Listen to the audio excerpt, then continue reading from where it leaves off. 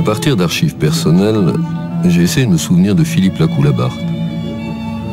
De Bordeaux à Tübingen, en passant par Strasbourg, j'ai essayé de me souvenir du voyage qu'il fit en compagnie de Hölderlin. Philippe Lacoue-Labarthe était un grand professeur. Nous étions amis.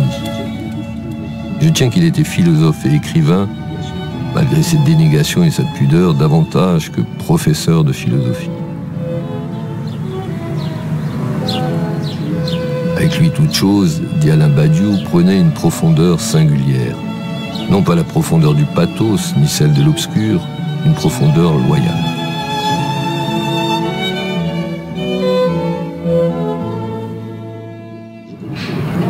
Je connaissais un tout petit peu Strasbourg auparavant parce que quelques années 62, je pense, j'avais fait un petit voyage genre pèlerinage en Allemagne en passant par Strasbourg. J'avais une 2 chevaux à l'époque.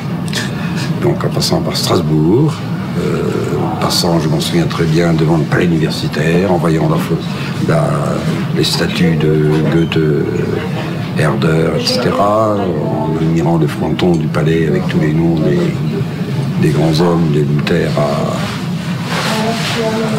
je ne sais plus qui, Leibniz. Et je m'étais dit, voilà, ça c'est une université. Puis ensuite j'avais été à Tübingen et c'était le but du voyage, c'était d'aller voir la tour où Hölderlin avait fini ses jours, c'est pas 35 ans, là c'est 37. Et donc Strasbourg, c'était un peu un rêve. Être ici, enseigner dans cette université, pour moi, c'était un rêve. Puis ce rêve s'est concrétisé.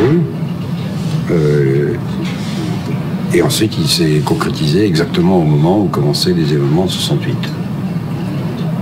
Du coup, j'ai participé aux 10 événements de 68.